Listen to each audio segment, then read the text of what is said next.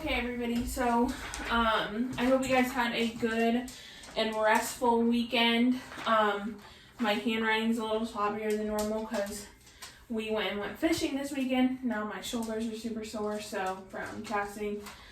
So my handwriting's a little sloppier than normal. But we're on pages 34 and 35 in the packet. So today we're going to talk about punctuation to indicate pause or a break. Seems a lot more complicated than it is. They're using a lot of words to explain. You guys are probably really familiar with this. So this is likely just a review. Sorry if you can hear my dog stepping around, but can't go anywhere else. So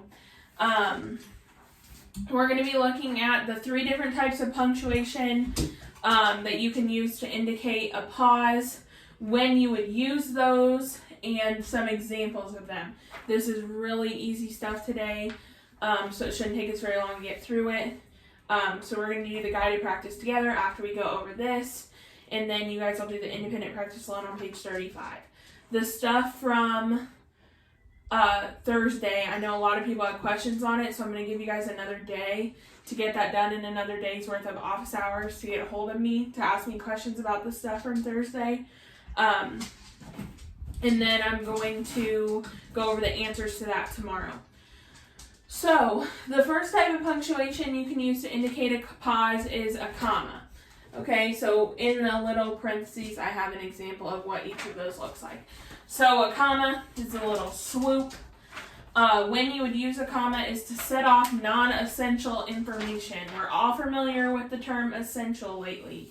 So non-essential would mean that it is not necessary. In order to understand the sentence, that information is not needed. It's just extra information. So an example of when you would use a comma to indicate a pause, it says professional sports, comma, such as football, comma, can be more fun to watch live than on TV. Okay? So for example, on these ones where you're setting off non-essential information, if you took out the such as football, you would say professional sports can be more fun to watch live than on TV.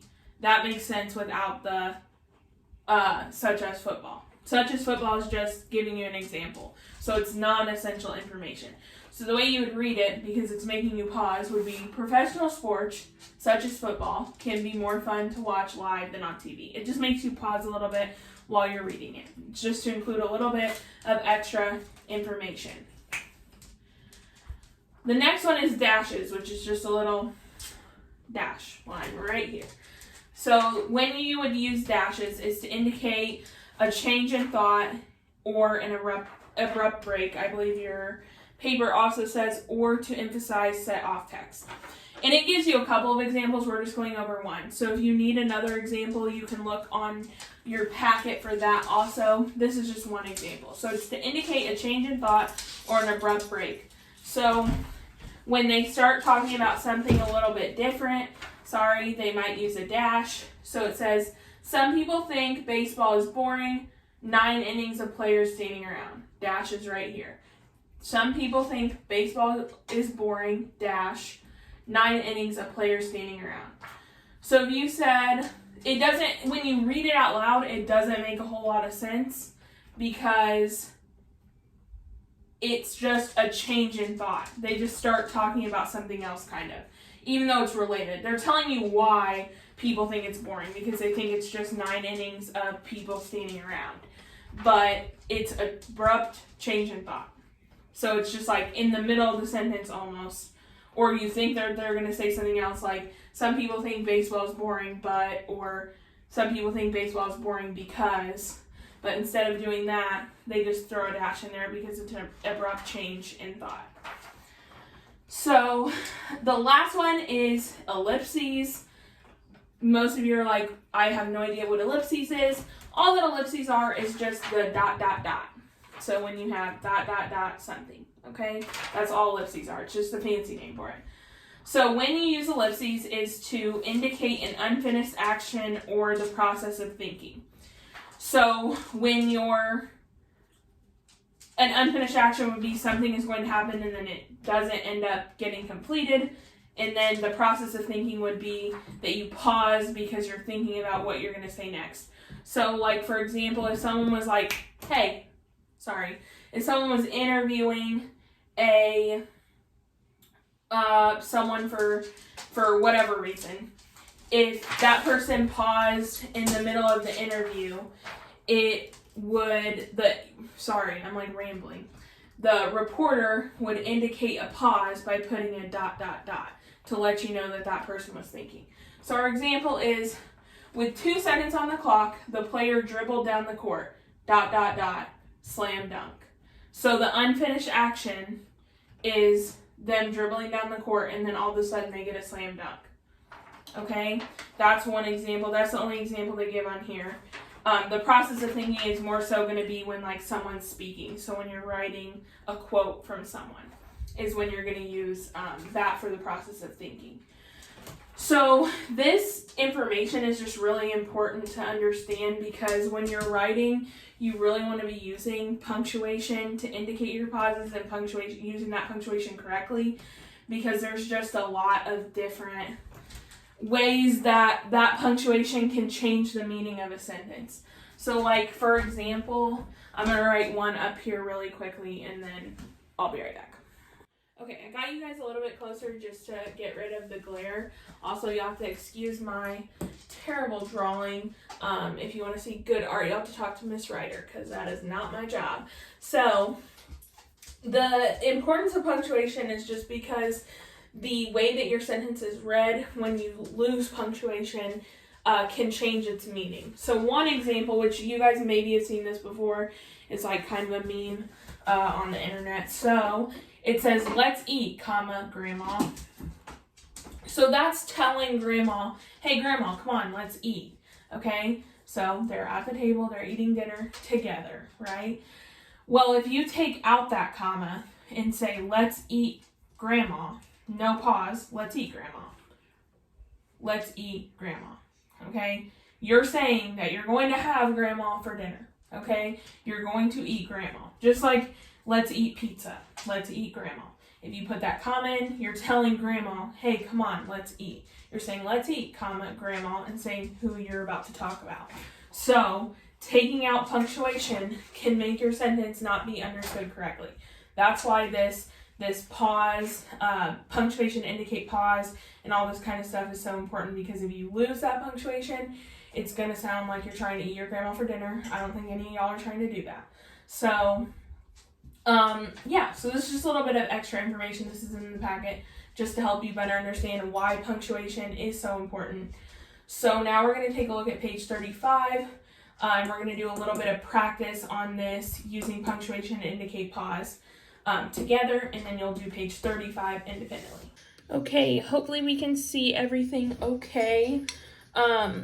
So what we're going to do here is we're going to go through this practice, which is on page 34, together, and then once we finish this, you guys are going to do page 35 on your own. And again, we're going to go over the stuff from Thursday, tomorrow. So let's take a look at this guided practice. And if you need to refer back to the stuff that we went over, as always, that's just the stuff that's at the top. I add a little bit extra in the video. That's why it's helpful to watch the video. But if you do need just a little bit of a reminder, you can look back up here for help. So the guided practice says, let's get it all on here. Okay. Add the type of punctuation shown in parentheses to correctly signal the pause in each sentence. Use a caret, which is that little upward shape, to add dashes and ellipses. So we have to add the punctuation, and if you added like a dash, you would just do this and do a little dash. Okay? That's all that it's asking you to do. So it says, hint, when you use commas or dashes to signal a pause in the middle of a sentence, be sure to use the same punctuation before and after the pause. So when you use a comma, just like we went over in this example, or a dash, you have a comma before and a comma after what you're inserting in.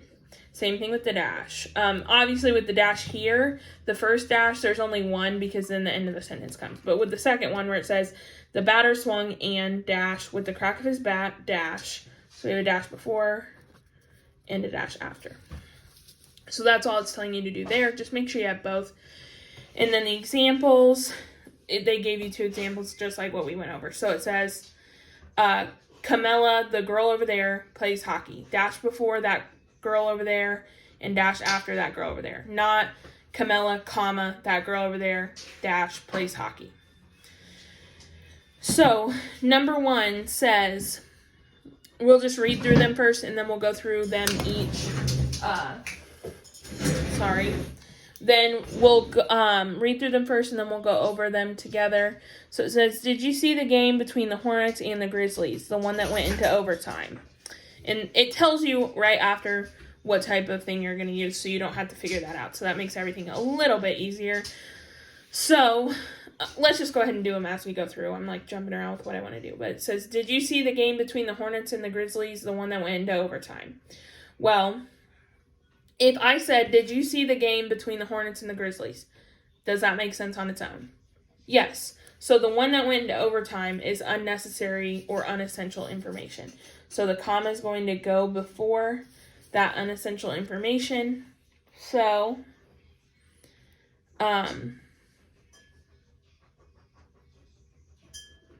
yeah, so that's all we have to do. It's just add the little comma in there. So number 2 says, suddenly the referee blew his whistle, stopping the game for a penalty. So now we have to use the ellipses, which is our ... to indicate an unfinished action or the process of thinking. So let's go back to our example. With 2 seconds left on the clock, the player dribbled down the court, ... slam dunk. So we have the ... between them telling us what he was doing and his final action. So if we look here, it says, suddenly the referee blew his whistle, stopping the game for a penalty. So he blew his whistle, then the game stopped for a penalty. So the ... is going to take place, or the ellipses, is going to go between one action to the next action. A professional athlete runs the risk of serious injury, a disaster that could even end a career. So we need a dash there. So a professional athlete runs a serious risk of injury, a disaster that could even end a career. I know when I'm reading these, I'm kind of already inserting the pause there. That's just because I'm used to that. And if you read these, a lot of times those pauses are they just make sense where they're at. So if you read through it, you can get a good idea of where it's going to be. Obviously, you should check just to make sure, but most of the time, you're just going to be able to tell where that pause is going to happen at. So a dash is to indicate a change in thought or an abrupt break or emphasize set-off text. Usually, we would see there, we said it kind of like almost doesn't make sense when you read it, on its own, but once we add the dash in there, it's because we're missing like one of those conjunction words that we talked about before, or just something in general. We just feel like we're missing something there, so you would add a dash in. So a professional athlete runs the risk of injury, which is a disaster that could end a career. That makes sense, but without that, it doesn't make a whole lot of sense. So we put that dash in there in the place of other words. And I know I'm rambling a lot. I apologize for that. My head's a little all over the place today. So number 4 says, our softball team has a game next Thursday, not Friday. So our softball team has a game next Thursday. If you put a period here, that makes sense on its own. But they're using not Friday to emphasize, but it's just non-essential information. So we know the comma is going to go before not Friday and after next Thursday, because we didn't really need to know that it wasn't on Friday. Because if it's on Thursday, it's obviously not on Friday. So that wasn't really necessary information. Curtis, a newcomer to our team, usually scores the most runs. It would indicate, dashes again we've said, would indicate a change in thought or an abrupt break or to emphasize set-off text. So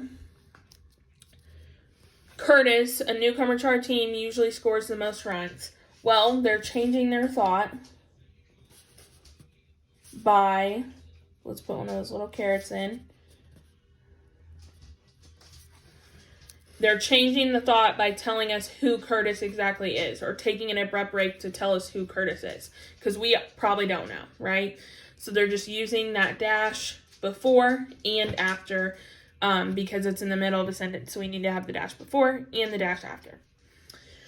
So the next one says, at 6 a.m., a time when most people are asleep, Curtis and his brother are out practicing. So we said at 6 a.m., Curtis and his brother are out practicing. That makes sense on its own. But here they give us the non-essential information that says at a time when most people are asleep. We already know most people are asleep at 6 a.m. They didn't have to tell us that, but they did. So the comma is going to go after at 6 a.m.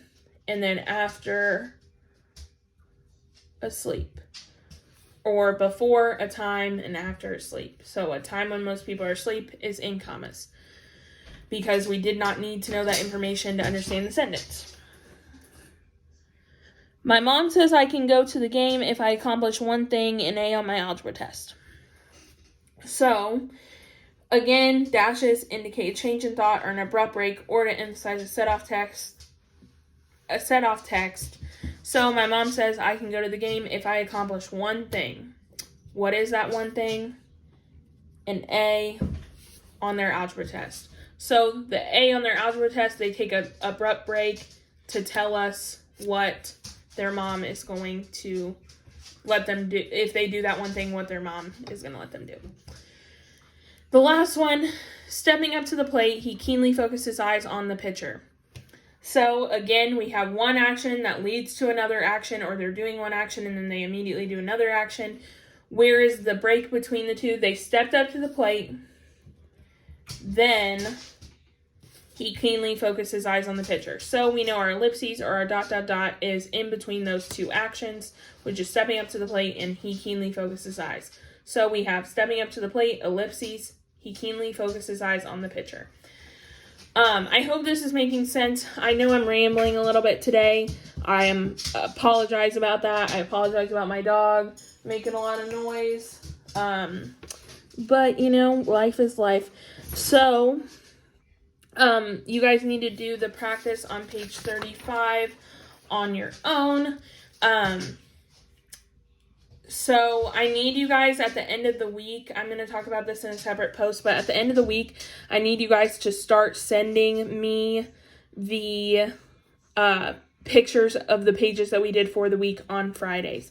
You can send those to me on Class Dojo, my Google Voice number. If you text it to my Google Voice number, or if you have my other phone number, make sure that you put your name in there so I know whose it is. Otherwise, I won't be able to count you for participation. So I'm going to need everybody to start sending me their packet pages by the end of the week. That way I can make sure that you guys are getting this done at the pace that you need to get it done at. And if there's any issues with that, on a case-to-case basis, we can talk about that. Because I know there's a lot going on right now. But yeah, so just make sure you guys do the stuff that's on page 35. And you're sending me these pages by the end of the week in a picture, or scanning them and emailing them, whatever works best for you guys. Just make sure that you're taking care of yourselves also, because this is just a very, very stressful time for all of us. So if you guys need anything, again, you can get a hold of me immediately, and Miss King will be with me during office hours from 11 to 2 on Tuesday, Wednesday, and Thursday. But if you need me anytime outside of those hours, you can call me at any time. Just make sure that you know that I might not be able to immediately respond to you for whatever reason. But I can get immediately back to you if you contact me between that 11 and 2 time period. So I'll be on Zoom tomorrow with Miss King, and then I will also be available on my Google Voice number. So I hope you guys, stay safe, and I'll see you back here tomorrow.